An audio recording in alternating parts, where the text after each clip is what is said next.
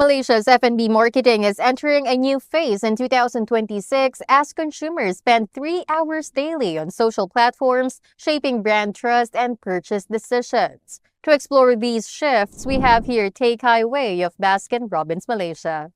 So Kai Wei, thank you so much for joining us. What has changed most in F&B marketing and which old playbooks no longer work? I think the biggest changes that we see over the past 10 years is that right now there's no one size fits all strategy anymore, especially in terms of how we advertise and then communicate to our consumer. Right now, the mass broadcast era is over. In the past, we can use one TVC to communicate to all the consumer at one go, but as a consumer segment getting more fragmented these days, we need to be more careful in terms of catering to different audiences with different creative and different platform. As ad buy also getting more programmatic and data driven, we also noticed that discovery on the new products and the brands are no longer just via in-store. So marketers need to do a better job to engage with our consumer at the right platform and then hopefully convert them to in-store transaction eventually. You mentioned that there are multiple platforms nowadays, but are delivery platforms growing the category, or would you say it's more of cannibalizing direct sales?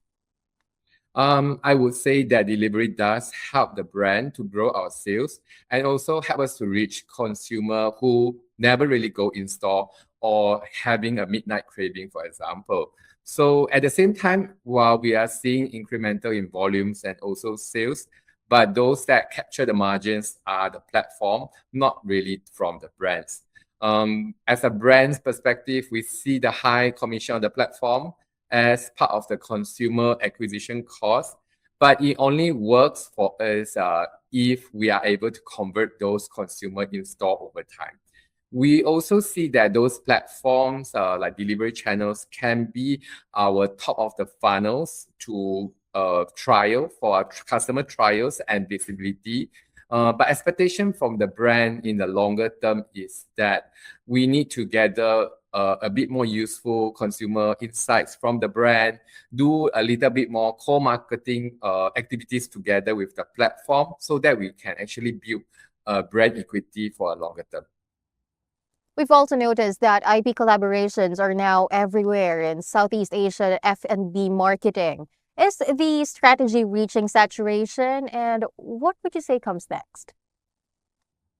Sure. I think these days, IP collaboration has become very crucial and common for F&B brands to include it inside their marketing calendar or pipeline. So the challenge for the brand will be comes to the IP selections. We need to select the right IP that resonate with our customer, our target audience. At the same time, stay true to our brand identity. With all the different IP collaborations happening in the markets, we need to make sure that whatever we do, whatever we put up there, are able still to catch consumer attentions.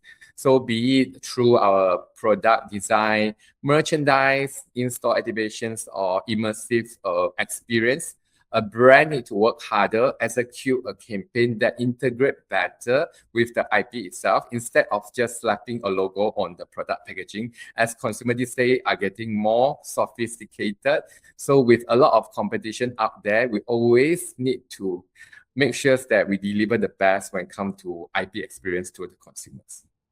Thank you so much for sharing your thoughts, Kai Wei. Hope you can join us again soon. Thank you so much. Once again, that was Tay Kai Wei, Head of Brand Marketing at Baskin-Robbins Malaysia. For more news, visit retailasia.com.